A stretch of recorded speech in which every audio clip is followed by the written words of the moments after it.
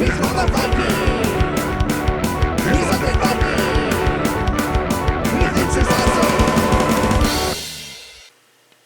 everybody, it's me, Undead Viking. I'm going to take, I guess theoretically, a fair chunk of your time out of your day-to-day to tell you about this game. It's called The Campaign Trail. This is from Cosmic Wombat Games. It is currently in Kickstarter, and it is a game, as you can probably guess, it is about the presidential campaign in the United States of America. What it is that each player will represent one of the three parties: independent, Democratic, or Republican. There's no like preset bias or anything set up in the game, but it does actually like make sense. Like certain states like are red states, if you will, and certain states are blue states, and some of the states maybe not truly are independent, but they are for the purposes of the game, so everybody starts off at the same level. And through it is a card-driven game. You're going to be drawing cards and using those cards in multiple different abilities, and then by using those cards you're going to get registered voters, you're going to campaign and get voters to follow you, you're going to put advertisements out that are going to get people interested in what you stand for. You're going to have debates, you're going to have you're going to have you're going to travel around the globe, you're going to raise money, there's all kinds of things you're going to be doing. And it's all part of basically getting the electoral votes, and so when election day comes, you become the President of the United States. So, this is going to take quite a bit of time to show you how to play, just because there's a lot of stuff going on, a lot of different actions you can take, so I apologize before I actually go into the gameplay portion.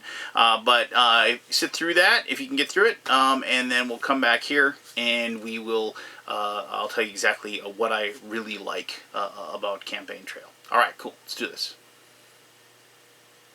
This is the game, Campaign Trail, and this is a prototype, but this is a fantastic prototype that I got. And I just wanted to say that if the final game looks anything like this, or even, obviously they're going to improve upon it, I think this game is going to be one of those that totally pops when you set it up, and it's going to draw attention if you're like at a gaming convention or whatever. But regardless, it is a huge board, and I do apologize because it's a huge board. You're going to have trouble maybe seeing the scoring track way up there, but I'm going to try to focus on that in a little bit, just so you can see how cool that is. And also, there's two other boards over here. This is the debate board, and this is the war chest for the kind of like keeping track of your money, your campaign funds. And so I will show those to you in greater detail once I get into actually showing the game. So I apologize that you can't see everything as it is right here. Alright, so this is, as I said, a card-driven game. You are going to get cards in your hand, and normally there's 5 cards. Sometimes you can break the rules and have more, but you're going to be playing cards out of your hand to take certain actions. The main mechanism of the game is that you are trying to basically gain majority in states and getting the votes of that state. Now, at the beginning of the game is set up like this. I've set up a 3-player game, so the independents, the Democrats, and the Republicans are all playing, and each person is going to play one of those candidates. At the beginning of the game, you will select a home state based on the cards that you have in your hand. And wherever you pick your home state, you're going to put your little, home state, a little marker here, this little house, and then put your candidate, like so. And so I have Texas, the home state for the Republicans, the home state for the independents down here in Florida, and New York for the home state up there for the Democrats. Now you'll notice that these smaller states, they have these little spots broken off like that because these are going to get filled up with cubes later, and so you kind of need to do that to show that off. You can see also like Alaska and Hawaii are down here because obviously we don't have Siberia or the Pacific Ocean in sight at this point. The game is played over 3 rounds. Each round you have to basically get through these cards, and then like once you get done with all the cards, you have like one final like action, basically on election night, where you try to make it like kind of a last gasp, try to attempt to gain some votes, and then you determine who wins. You do have in between the first and second round and the second and third round, you have the debates, and the debate cards are several of them, and you will draw those, and that will be the debate basis, and also they have the location of it. Like I drew randomly for Seattle would be the first debate, and Minneapolis would actually be where the second debate occurs, and that's like those tokens are drawn randomly. I should mention that if you play with more than 3 people, you are going to then use like the actual vice president token. So you have a smaller meeple and a smaller house. And so if you played with all 6, you would then have like each person would have either the president or the vice president of each party. And you would work together as teams then. In a 4-player game, you would just still have just the Democrats and Republicans, but then you would have vice presidents for each of those. And so it's like basically a 2-player game, kind of like a 4-player but 2 teams, if you will. With a 5-player game, one person, the independent, plays both the president and the vice president for their party. That's kind of neat. So anyway, like I said, the big thing is you're just trying to get cubes out onto the board and to control the different areas. And then if you have the most electoral votes when the election night comes, you will win the game. To begin the game, you are dealt 2 candidate cards, and you get to pick one as your use. And the candidates basically just have different powers. This prototypes, there's no name up here, but like here's one: well-rounded. In place of your card, play an action, and you may perform up to 3 of the following actions. So kind of different things. That's just one basic ability they have. And then there's also like a negative thing about it. So for a planner, you must discard 2 cubes or pay 20 million to play a card and take the event action. So, so there's a negative. Resourceful, you start with more resources. So like you would normally, like with a 3-player game, each person starts with 100 million, and they start with 10 registered voter cubes. And I'll explain that in a little bit, but in this case you'd start with more. And then they have a once per campaign power. You even discard any number of cards from your hand and draw that many. And you can do that as an action. So it says this is not in place of your action for that turn. As your action, you have the option to discard 3 cards to kind of replenish your hand.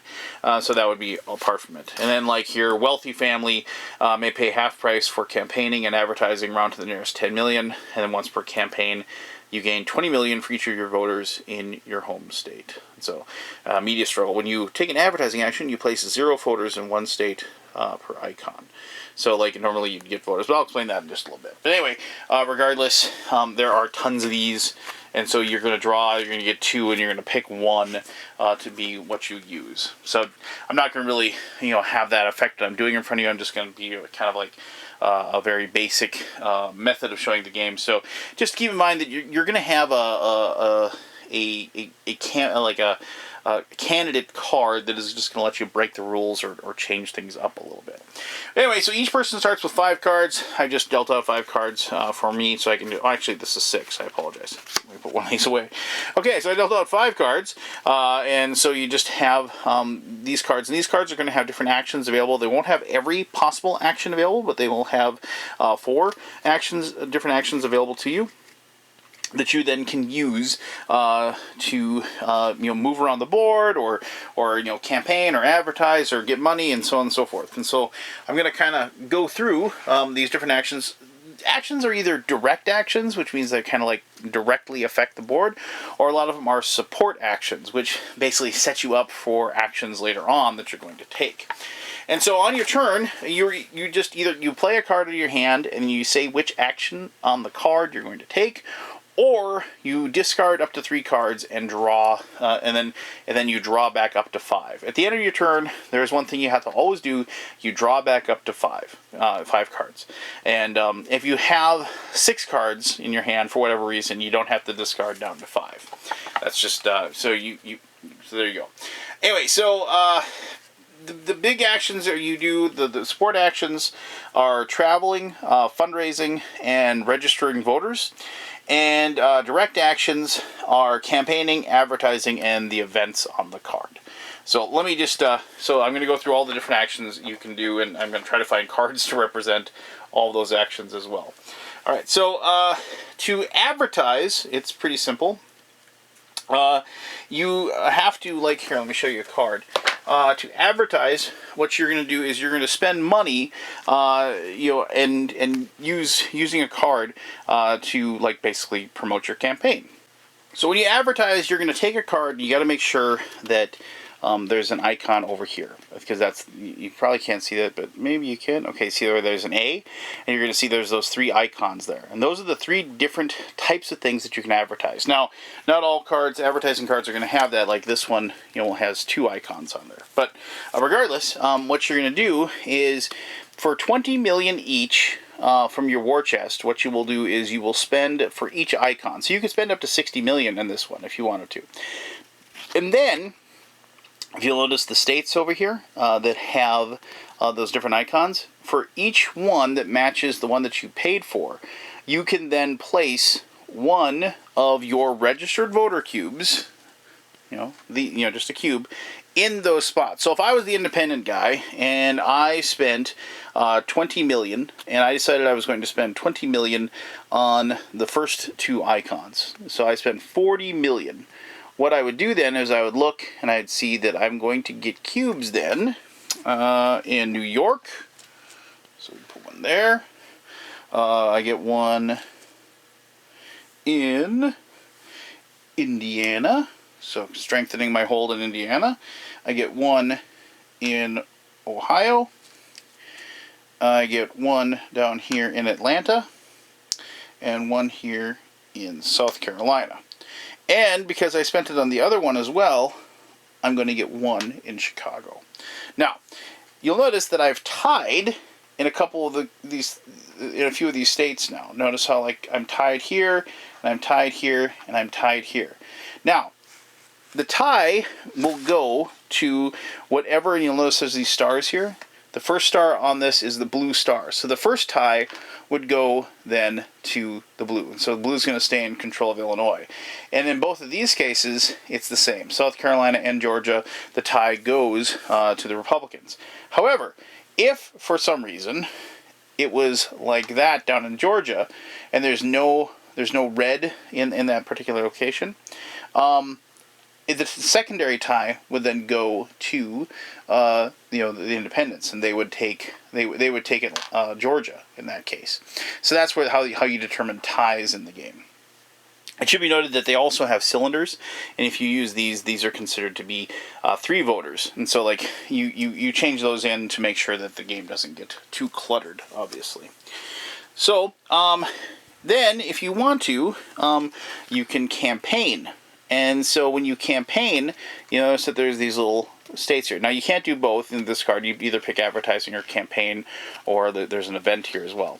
But so in each one of these states, you're going to have the option of, since you're campaigning, you have the option of going ahead and putting cubes in those spots. And to do that, you have up to 6 cubes, unless there's a card or something that changes that, of your registered voters. Remember, not unregistered, registered voters. And you might be saying, why am I mentioning that? Bear with me, I'll explain that in just a second. So you're going to go ahead and you can place registered voters from your supply out into the board onto those states, but you have to spend 10 million per voter. And so in this case, if I wanted to, here, let me actually revert and take these guys off, just so we have it as it was before. So maybe I wanted to pay 40 million, and I put 4 down. And so Mississippi, Alabama, Tennessee, and Georgia, or I could put them all there. But I want to put them 2 each in Mississippi and Alabama, because that would mean I would gain the control over those. Because notice, I campaigned in Mississippi and Alabama. I paid 40 million. For the campaign cost, 10 million per, and now in both these I would have control. And I would then go ahead and change the score to show that I've controlled that. And that's one of the things about the game that you're always the score isn't something where you total up at the end of the game. You're always going to be adjusting the score to show, and you can't really quite see, but in the chart up there, each one of those boxes represents one of these states. And so in this case, what happens is that I would then take the Mississippi and Alabama states off of the Republicans. Let me just find them. And the nice thing is these are color-coded. So I can take Mississippi and Alabama off, like so. And I can just add them then to the end of the independents, and then I would slide the Republicans down like that. And now I could show that, yeah, you can, at a glance, you can see that I am winning. The independents right now are in the lead. If the election was held next turn, the independents would win because of the fact that they have the most votes coming their way. Now, the final thing you can do is you can do the event on the card. And the event is just, they come in three types. There's ones that are ongoing. There's a single use event, and there's events that you can play when it isn't your turn as a response to somebody else taking an action. So in this one, campaign workers, once per turn, you may pay 40 million to play a second card from your hand and take the register action, so registering voters action. So that's something you can do. So you'd put that in front of you, and you'd have that for the rest of the game. Here is one that is a response. See that little arrow there? So change of plans. Play immediately after an opponent's card play. An opponent must choose a different action for the just played card. So like when they put down the card and they say, I'm campaigning, you could play that and you'd say, nope, you can't campaign, you got to do something different. And so they'd have to change and do one of the other actions. And then another event that you have is just like a single use thing. So power play. Take 3 voters from unregistered supply and place them in any states with a power issue. And these are the 6 states that have power issues. And you can just find one and pick it and then go ahead and put that down. So those are the 3 direct actions. So now let me talk to you about the support actions. The support actions you find up here on the top. And notice how this one's grayed out. That means that that particular action is unavailable to you. That is the fundraising action. But in this case, so what you have is the first one is a travel icon. You'll notice I have a lot without the travel icon. But here I have one that has just a meeple with 5 on it. That means that I can move my candidate up to 5 states away. And you just then move it. You know, he's going to go 1, 2, 3, 4, 5, and have in Michigan. But that's your turn. You use that for the action. If you have one that has a plane on it, like this, you simply move your meeple or your candidate to any spot that has a plane on it. So like here in Atlanta has a plane, Dallas has a plane, Denver has a plane. There's 10 locations on the board that has a plane. Note, you don't have to be on a spot that has a plane to take the plane. You can only go to the spots that have the plane. And there's one other type of card, travel card. I want to find one for you so I can show it to you. This particular travel card is just like the other one. You can use a plane, but notice that little +1 there. After you land, then you can move 1 more space, so it has a little bit more mobility. And those are the 3 different types of cards as far as that goes. Now, the middle one is just a slush fund card. Basically, you make the money. So in this case, this is worth 20 million that you can add to your campaign funds. I'm just going to show you the campaign fund board. So they're just dials, and so like if you gain 20 million, right now, the big one is at the 0, and this is at the 100 million. So what you do is you just turn this to that 20 million. So you can just see that you have 120 million. It should mention, like, you notice how this goes all the way, to 500 million. So I guess you can have 590 million is what you can have. There's no limit to the amount of money that you can have. And if for whatever reason you gain more money than it's shown in here, you just have to find another way to track it. And so that's how you track the money in your war chest. And so you adjust that whenever you use the money for whatever reason that you're going to use it. The last thing you have is the registering the voters, and that's what this is. So there's tons and tons and tons of cubes and cylinders, but you only start with 10 registered voters.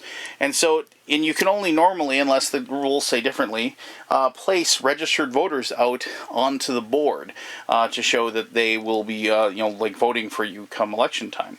So you have to use cards to get basically the stuff in the supply in front of you and to use them when you place them on the board. And even the player boards that you get with this, they have all the things in here, but like you have a big supply of registered voters right here. And so you just place those on there as you play. And so it's one of those things where, you might like feel like you're falling behind, but like if you're running low on registered voters, you're going to have to take a few rounds to build up that supply, and hopefully like the other players don't get too far ahead of you or something in the meantime. So those are the 6 different actions that you'll be taking, and there's a lot more to it, obviously, with the events and things that happen, but this is an area control game, technically, because you're just taking over certain areas of the United States and trying to get them to vote for you.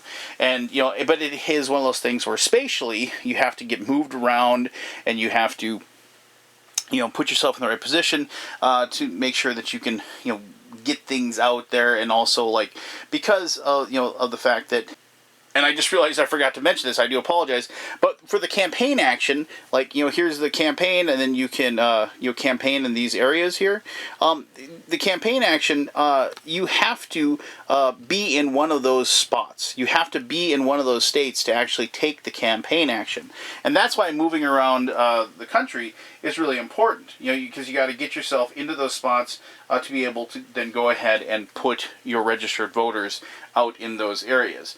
And so there's a lot of that going on, like making sure you have the right cards to move, making sure you've used the right cards to get your registered voters, and making sure that you've got the right cards in your hand once you get to the spot that you need to be.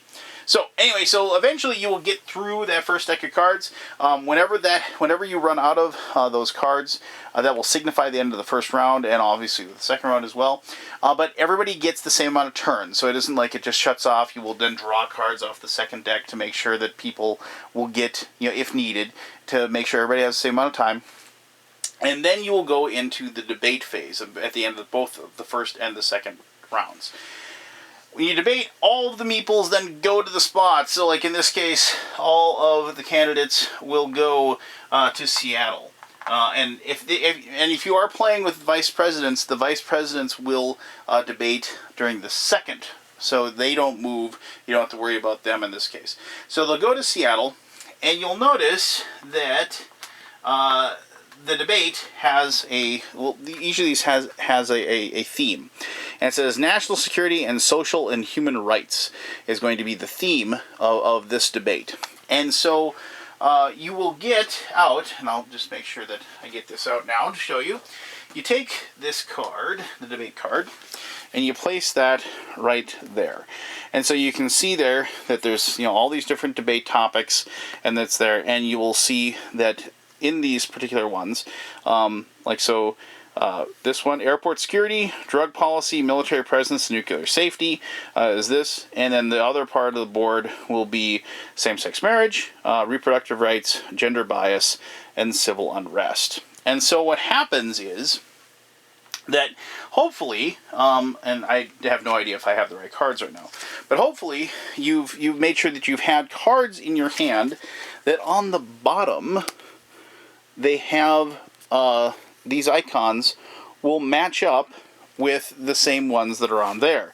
At least one, because you have to be able. So here's one that matches up. And so you can see, so the first person, when you debate, each person, like depending upon the turn order, like the first person will go and they'll play a card out of their hand to represent the fact that they are debating those issues. And they have to make sure that their card matches at least one of the topics that is being centered upon for this particular debate.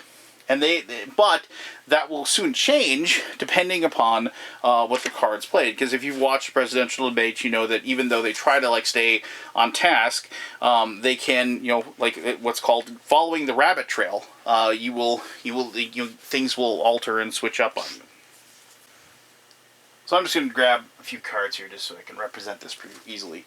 So so the first person hopefully will have saved a card and have a card that represents what they're going to debate about. And so the first person then will play this. And so you can see the fact that same-sex marriage is one of the things that's important. They have that on there.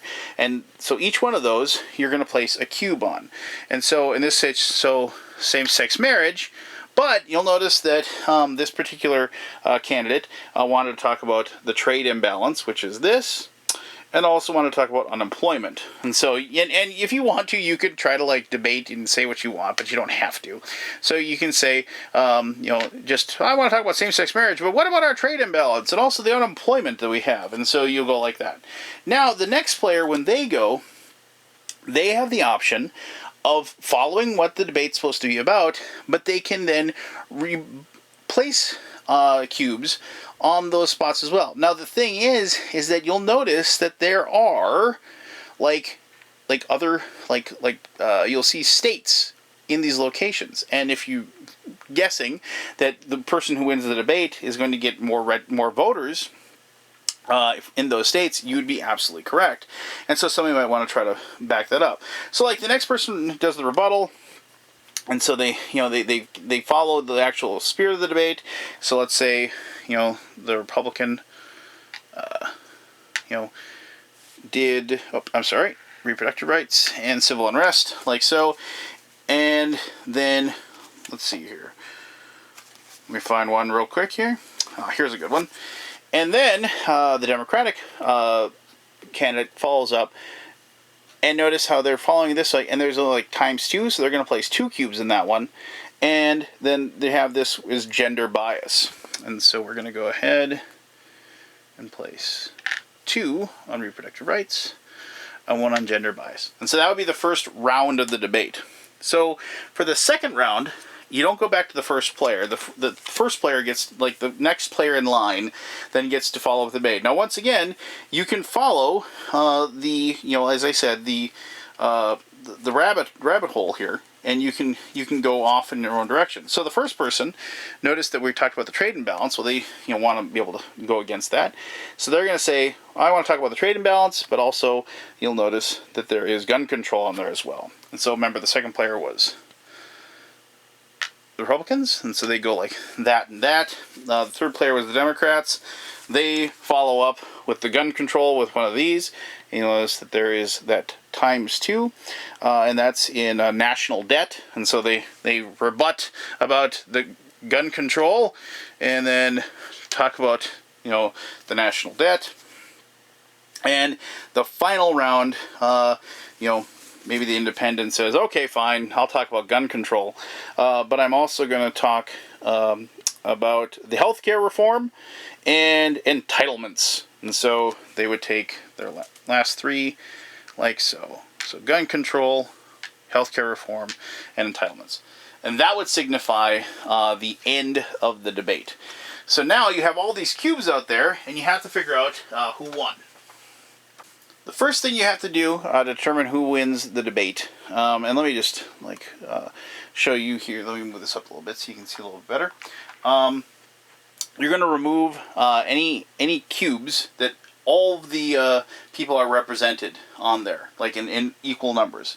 And so here on gun control, each person had a cube on there, so we're going to take those off. So that evens it out. After you've removed the things that everybody's even on, you're just going to go ahead and look and see how many of the squares does each person have a voter on. So in this case, the Republicans have 1, 2, 3, 4. The Democrats have 1, 2, 3, and the Independents, cleaned house. They have 1, 2, 3, 4, 5.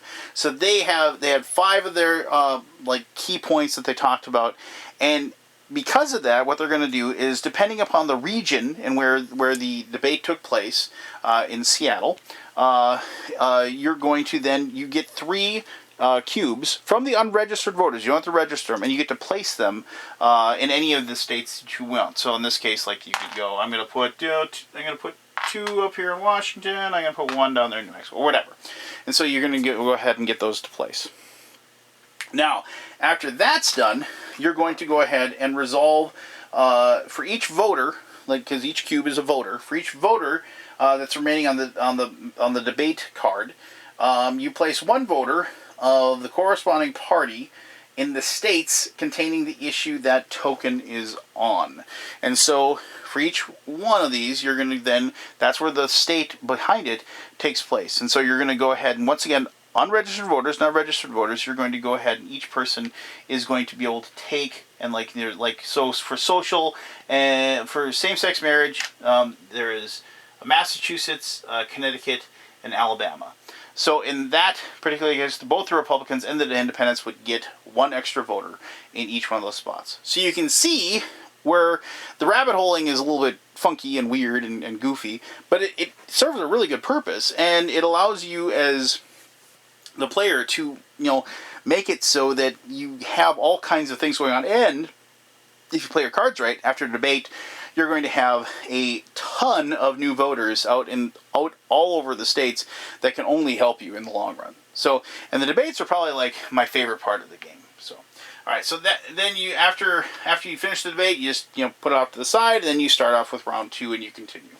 So, and after round 2, you do another debate, and then after round 3, you go through there, and then you finalize that. Now, after all of the cards from round 3 are gone and done, and if you run out of cards, you shuffle up the discard deck and you just draw the cards that you need.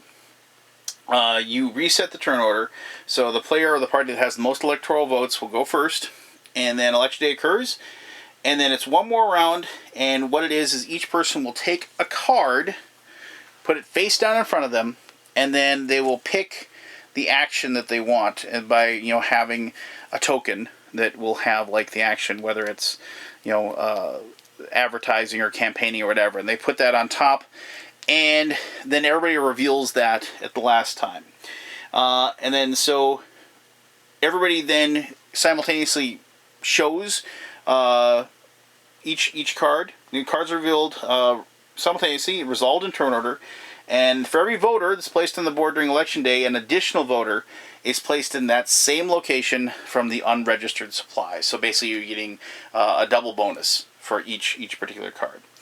And so then after that is all said and done, you figure out who is going to be the winner as far as that track up there. And then they are elected the president, and they are the winner of the game. I just wanted to actually, I rarely do this, and I apologize. I don't like bouncing around. But this player board, with the whole process of sliding the different states back and forth, and the fact that each state is the exact right size to represent the number of votes that it's worth, from like tiny little North Dakota, which is 3 electoral votes, which is this one here, that's like my home state, so like tiny little North Dakota, to, giant 55 electoral vote California. They're all represented, and they're represented accurately as far as size, and that is like so cool. I mean, the game itself is a lot of fun, but the fact that you have this cool sliding electoral board is just one of those neat components that makes games like this a lot of fun. So, all right, so there you go. That's how to play Campaign Trail. I apologize for the length of that there, but there's a lot going on. I wanted to make sure you had a really good idea of how to play. So, obviously, I've had a lot of fun with this one. Let me go off and tell you more about that in my conclusion, and I'll do that right now. I know I already apologized once for the length of that portion of the video, but I'll apologize again. That one really got away from me. But like I said, I wanted to actually show you everything about all the different actions and everything that happens when you play the game. So you have a really good idea of how to play it, and once the game is published and you get your copy, if you want to just not read the rules, hopefully you can watch my video. But regardless, there you go. That's Campaign Trail, and I knew I was going to like the game just because of the fact of the theme to begin with. I remember when I was a wee lad, and I was in like middle school or junior high, as I called it back then, I had a game for my Commodore 64, and I forget what it was called, but it was about campaigning. It was about running for president, and then trying to gain the electoral votes of the different states, and you could play multiplayer, and I enjoyed it a great deal. I can't remember the name of that game to save my life, but I remember it was a little deterministic. I mean, you just went to everybody just raced to California at first to get the electoral votes and win it over. But regardless, I mean, it was one of those fun games just because it was kind of a fantasy, and it was also kind of mired in reality as well. I mean, just the whole idea of running for president is kind of neat, and and the fact that basically these few special people have actually pulled it off and done it and become president, makes it even more special and more cool, if you will. So I like games where there's a very, very simple mechanism at hand, which is you play a card, but I also like games that take that very simple mechanism and then sprout it out into a bunch of different areas to make the game a lot more deep and than it actually is. Now, I'm not going to say that this game is really a brain burner by any means, because of the fact that even though there's like all these different actions you can take and all these different things you can do on your turn, and there's multiple ways for the cards to be used, and like, but it is one of those games where like you are going to spend a lot of time thinking about and prepping your moves, you know, and it is one of those things where like sometimes the difficult decision. I love the game that gives me the difficult decision. Like, what do I use this card for? Being forced to use a card that has like a great event on it because you desperately need the cash that it'll give you, or using like one for campaigning when you desperately need the card to like be able to like get to an airport and travel to California or whatever. So there's things like that, like decisions to be made, and plus the seesaw of the registered and unregistered voters. I mean, just like, okay, replenish my registered voters and then spit them out on the board, and replenish, and so there's this process that you have to go through and get that done, and the person that does that process, runs that machine, if you will, the best, will obviously have a leg up on everybody else. And I mentioned like the scoring track. Obviously, that's a really cool portion. Just the look of it and the way that it is handled as the game is played. But it helps with the immersion of the game as well. Now, this is a game that definitely, when I played it with my friends, depending upon the party, this is a trash talking game. This is a game where the political mindsets of the people that I play with does come up to the forefront, and the stereotypical gun control Republicans, or and I didn't want to get too political in this thing, so I'm not going to go that far or anything like that. But like the right, the left wingers and the right wingers, and just like the bleeding heart liberals and the the red state Republicans and things like that. And so, I identify myself and as well. Who cares what I identify myself as? As far as my political leanings, because it doesn't matter.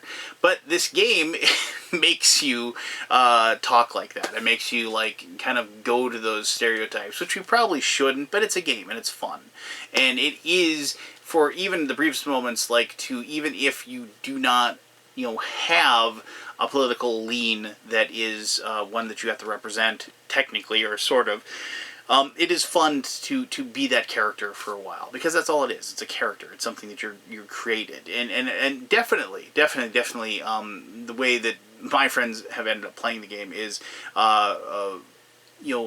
very bad accents and very bad impersonations of former presidents that represented the particular parties that they are like currently running for, in a fantastic sense within the game, and that adds to the game though. It makes it fun, and and it doesn't hurt that the game itself is amazing. I just, whenever I play a game where you have like all like giant decks of cards like these that have like incredibly well thought out and balanced properties, because of the fact that, I mean, each card has 4 of the 6 actions available to it, and somehow like they have to make sure that like, okay, so the campaign on this one is just as good as the advertising. So which one do you pick? And there's that tough decision thing again. Okay, like the money that you get for using it as a support card and for your advertising campaigns, or for your war chest, is just as good as using it to get your registered voters and things like that. And I'm always impressed by designers that are able to pull that off and make it. And it's like, and this game is extremely well balanced from the very beginning, where like basically all of the electoral votes have been divvied up, and everybody's within 1 or 2 points of each other at the very beginning of the game, to just the fact that like all the different locations of where the cubes are and what have you both make sense because of where we live in America, and just there's certain things like, I mean, North Dakota has been, that's my home state, and it's been Republican forever, so obviously it was going to have a red cube in it. But I live in Minnesota now, and Minnesota is a really weird state. It's like, we're like predominantly liberal, but there is this really, really big independent libertarian faction within Minnesota as well. At least, that's what I've experienced and read and seen.